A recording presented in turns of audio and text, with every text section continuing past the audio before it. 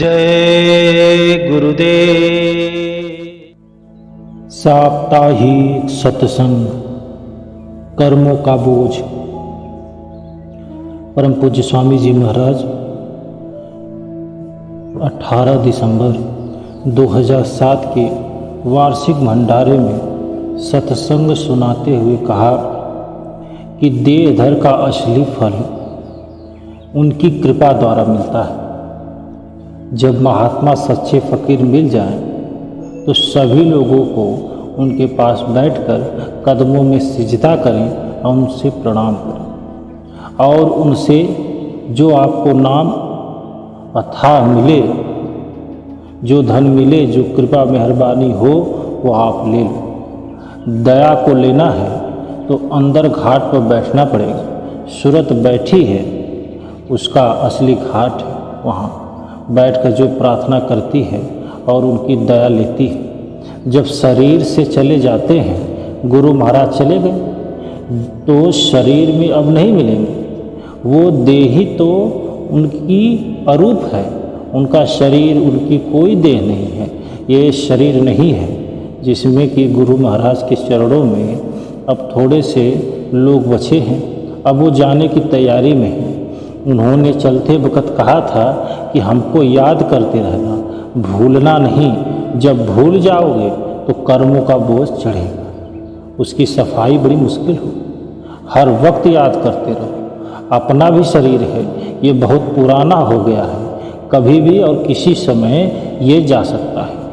आप लोग जब लेन में खड़े हो, तब दर्शन करने की इच्छा होती हो, तो अपनी अपनी जगह खड़े हो और जय गुरुदेव मत बोलो, क्योंकि जय गुरुदेव बोलने से आप जोर शोर मचाते हो, तो उस समय आपको कोई लाभ नहीं होगा। जाओ और जो दर्शन कर रहे हैं, कुछ कहना चाहते हैं, उनको भी लाभ नहीं है। लेन में खड़े हो जाओ। किसी को भी उस समय जय गुरुदेव बोलना की कोई ज़रूरत नहीं। जय गुरुदेव बोलने का यह स्थान नहीं है। जब जय गुरुदेव बोलने का सुमिरन और ध्यान के हर वक्त नहीं, दूसरी बाधाएं पहुँचती हैं, उस ये ठीक नहीं है। सूरत ने पूछा कि अनेक अनेक भिन्न भिन्न जो मतधार में लगे हैं, इन जीवों को कुछ किया जाएगा कि नहीं किया जाएगा? तो जीवों के हित में ही उनके लिए गुरु महाराज ने विस्तार से बताया कि प्रार्थना की विस्तार से बता दीजिए, ताकि हमारी और औरों की समझ में आ जाए। मान सरोवर किए स्नान, हंस मंडली जाय स्मान। अब सूरत चली दूसरे ब्रह्म स्थान को छोड़ दिया। अब मान सरोवर पर हंसों की टोलियां रहती हैं। स्वागत के स्थान पर साथ गया, स्नान कराया। इनमें भी आँखों को बर्दाश्त करने के, कान को बर्दाश्त करने के, नासिका के जो स्रोत हैं, उस तालाब में स्नान करने से सब निर्मल हो। वहाँ का तभी प्रकाश, तभी शब्द और तभी सुगंध बर्दाश्त होता है। जब मान सरोवर में स्नान कर लेगा, इसके पहले नहीं। सुगंधी प्रकाश और नाम, वहाँ से घनघोर आवाज़ सुनने को मिलती और सूरत को विभिन्न सुंदरता के रूप दिखाई देते हैं। इसलिए साधकों को बड़ी सावधानी से अभ्यास करना है। अपना पर्दा, अपना गोपनीय धन किसी को बताना नहीं है। ऐसे रहो आप कि कुछ नहीं जानते, तो दीनता आपके लिए छुपा करके रखेगी। थोड़ा सा भी आपको अहंकार हुआ तो उसमें बहुत बड़ा सूरत को नुकसान हो जाता है। ये गुरु महाराज के वचन सुनते सुनते पक्के हो गए। आपने इतना सत्संग सुना, हमने तो आपसे कभी नहीं कहा कि हमने देखा या हमने सुना। हमने उन पुरुषों का सबूत दे दिया कि इन प्रेमियों ने इन पुरुषों से प्रार्थना की, इसलिए आप विश्वास कर लें कि गुरु के द्वारा प्रेमियों को मिलता चला आया है। हमें तो कुछ नहीं जानते, ये तो गुरु की कृपा है। इसलिए शरीर से सूरत अलग हो जाती है, तो ये स्थूल शरीर आपको कभी नहीं मिलेगा। वो अलग अलग मंडलों का जैसे 10वें दरवाजे में यूं ही आए जाए, उसमें कुछ देह तो मैं नहीं, और नूर का प्रकाश कैसे जानता है? तो सब कुछ तुम्हारा भाव, ये सब उड़ जाएंगे, ये विचार आपके ख़त्म हो जाएंगे। ये जहाँ तक बुद्धि, जहाँ तक मन और जहाँ तक चित्त है, जहाँ तक अहंकार, वहीं से सब चीज़ें सहस्रदल कमल के नीचे छूट जाएंगे, आगे नहीं जाएंगे। इनका आवरण आगे नहीं है तो ये नहीं जाएंगे। अब कारण शरीर रह गया, अब वो मानसरोवर में स्नान करके वो भी खत्म हो जाएगा। इस सूरत की इस तरह ही देही काल के द्वारा धारण करने को मिली। तो आप बहुत सावधानी से चिंतन करो, एक इस मन का चिंतन, एक सूरत का चिंतन। सूरत निकल जाती है तो उसी का चिंतन, जो जो वचन सुनकर आपने देखे उसी का चिंतन होता है। अगर साधना उसका पूरा नहीं हुआ तो ये नरदेही आपको फिर दोबारा मिलेगी और पूरे महात्मा आपको मिलेंगे। जहाँ तक आपका साधना हुआ है वहाँ से फिर आगे हो, जो आगे बाकी रह गया है उसको फिर कर लेना। ये ऐसा किसी को पता नहीं है, हमने इसलिए ये छूने का कार्य रखा था कि आप निकट में सामने आओगे, देखोगे, हाथ का स्पर्श होगा। अभी भी पीछे बैठे हैं, न उनको हम दिखाई देते हैं न वो हमको दिखाई देते, बिल्कुल धुआं जैसा छाया है।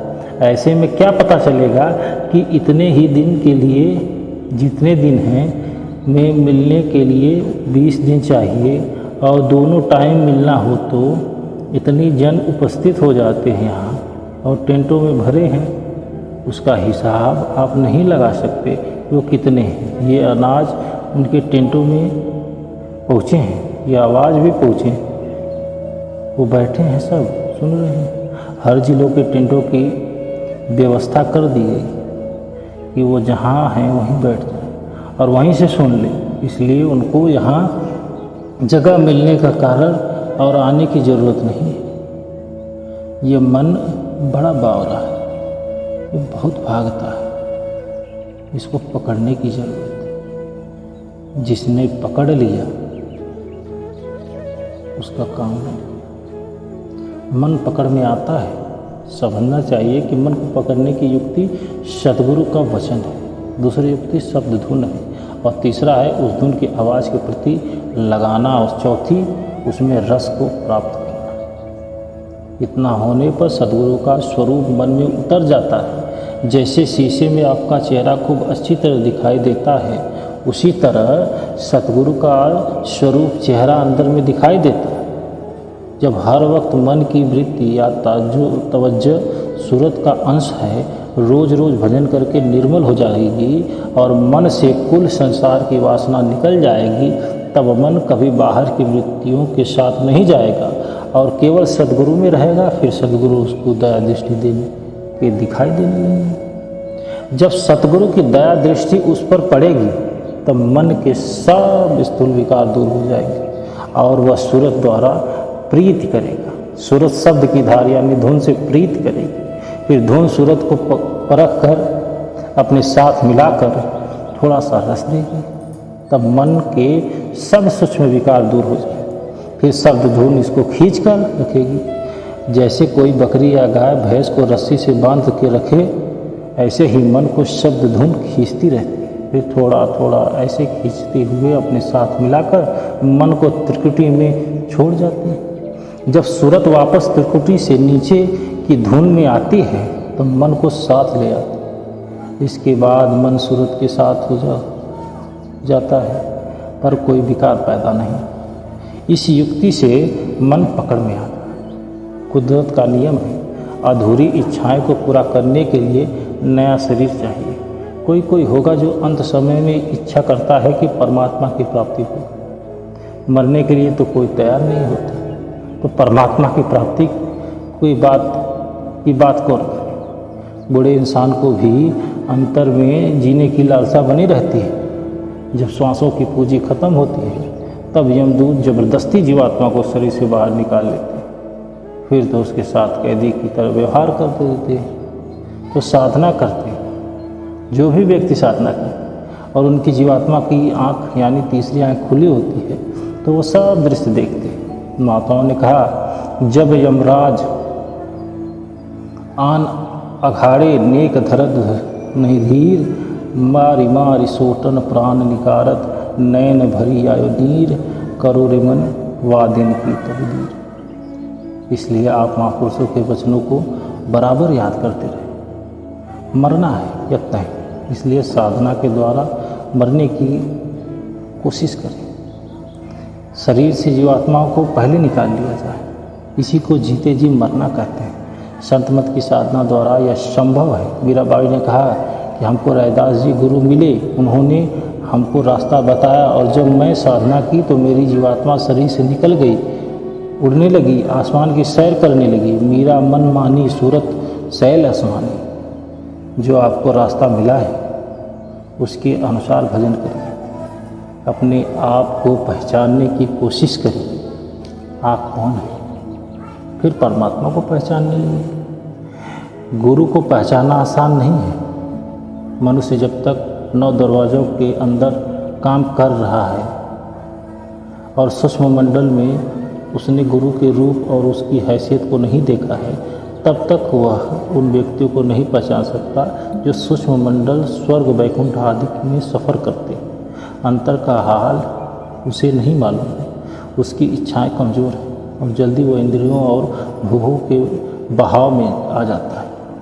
एक अंधे व्यक्ति की ताकत नहीं है कि वह एक जागते हुए पुरुष को पकड़ सके। अगर वह जागता हुआ पुरुष मनुष्य चाहे तो अंधे को अपनी उंगली के सहारे अपने पास बुला सकता है।